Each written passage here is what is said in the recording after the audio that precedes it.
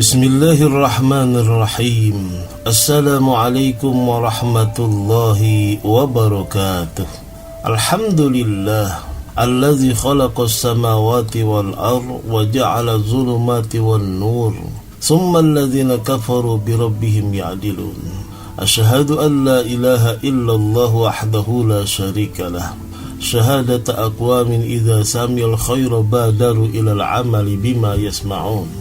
Wa asyhadu anna sayyidana wa nabiyyana Muhammadan abduhu wa rasuluh al-mab'usu likulli man ya'qilun.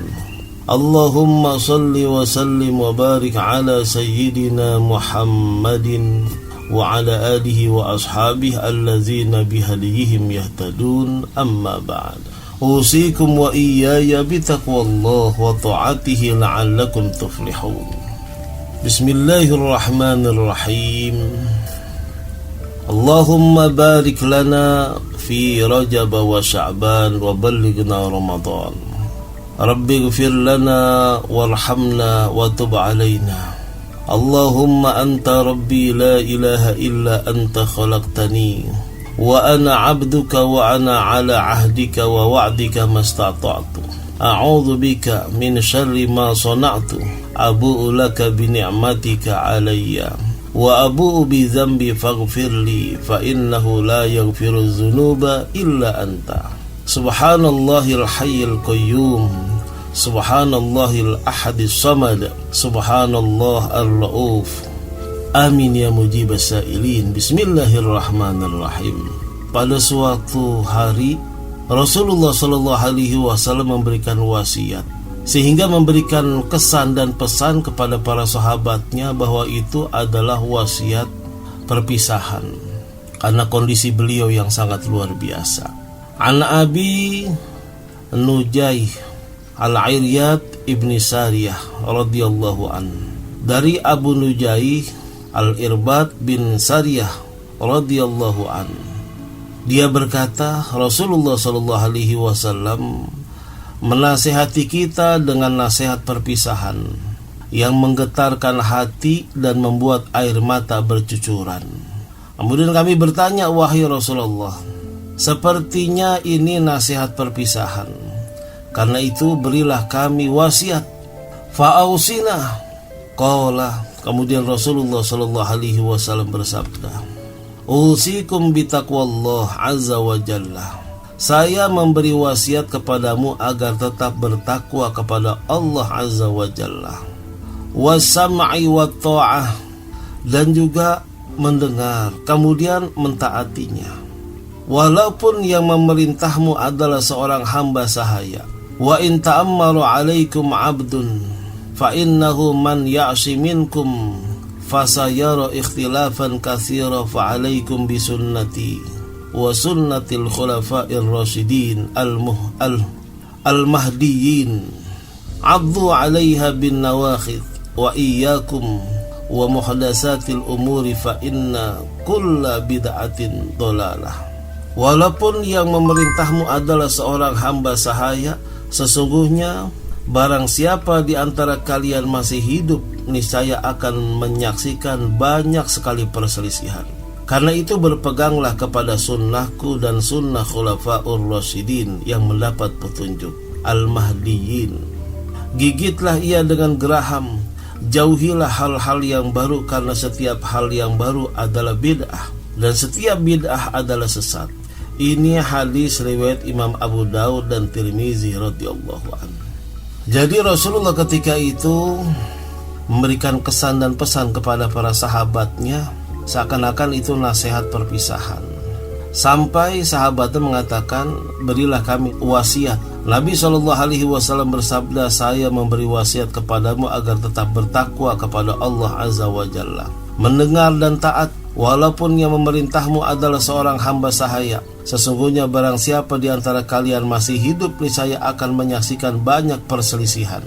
Karena itu berpegang teguhlah kepada sunnahku dan sunnah khulafa'ur rasyidin yang mendapat petunjuk. Gigitlah ia dengan geraham, jauhilah hal-hal yang baru, karena setiap hal yang baru adalah bid'ah dan setiap bid'ah adalah sesat.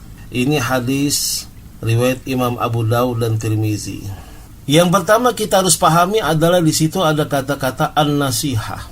Nasihat. Apa sih nasihat? Nasihat adalah menasehati dan mengingatkan tentang akibat-akibat yang akan terjadi, supaya nasihat tersebut membekas, masuk ke dalam hati dan mempengaruhi jiwa. Maka harus memenuhi relung-relung konsentrasi, kekhususan yang penuh.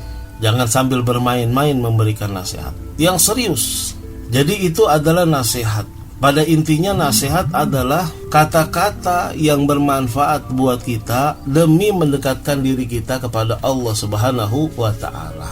Itu nasihat yang singkat. Nah, oleh karena itu, yang harus kita lakukan pertama adalah menyeleksi nasihat itu sendiri. Hendaklah menasihati manusia, mengingatkan dan mengancam mereka dengan hal-hal yang memberikan manfaat. Hal-hal yang memberikan manfaat, bukan hanya sekedar mengingatkan, bahkan mengancam. Kalau itu bermanfaat buat manusia, itu pun namanya nasihat.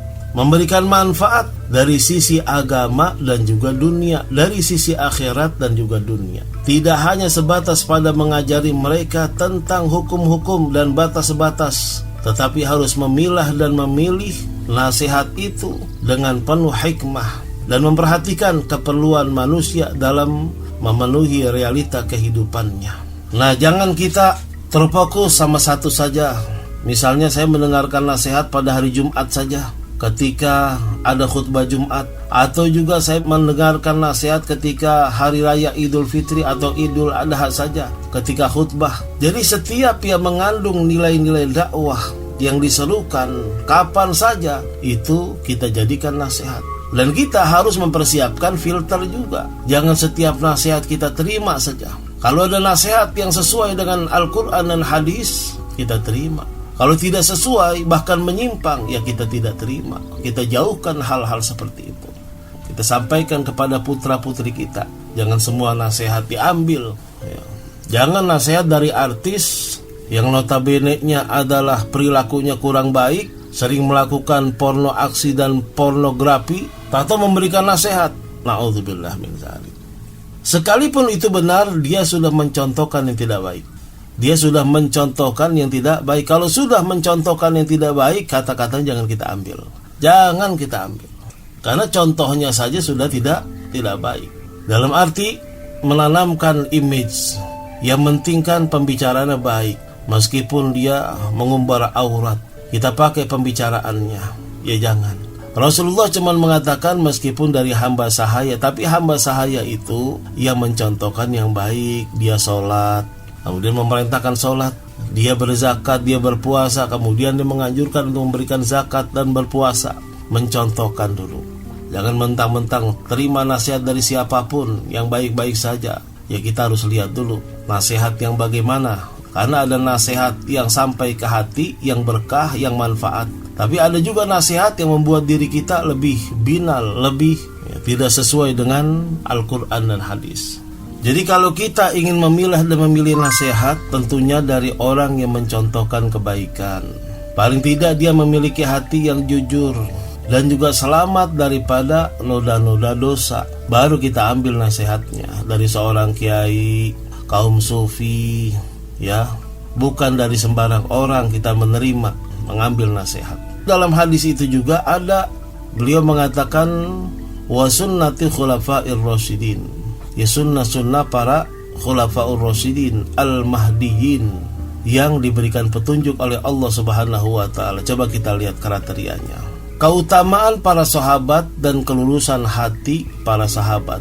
Jadi sesungguhnya rasa takut yang tertanam dalam hati para sahabat dan juga air mata yang mengalir dari mata-mata mereka ketika mendengar nasihat Nabi SAW secara langsung adalah sebagai bukti atas keutamaan dan kebaikan mereka, serta kelebihan mereka dalam meraih tingkat keberuntungan dan juga sekaligus kualitas keimanan. Mereka benar-benar menjadi mercusuar hidayah dan juga petunjuk. Maka mereka berhak mendapatkan pujian dari Rasulullah SAW dan juga dari Allah Subhanahu wa ta'ala.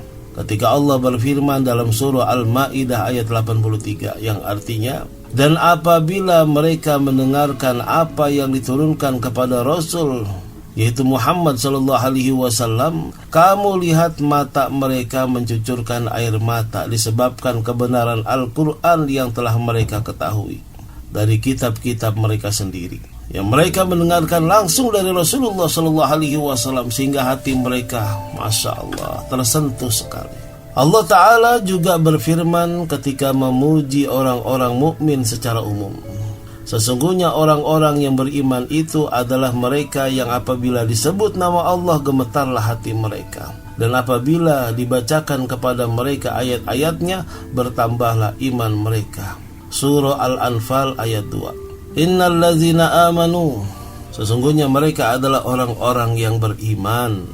Idza dzukirallah wajilat qulubuhum, jika disebut nama Allah hati mereka bergetar. Wa idza tuliyat alaihim ayatuhu zadathum imana, dan mereka ketika mendengar bacaan-bacaan ayat Al-Quran dilantunkan bertambahlah kekuatan iman mereka.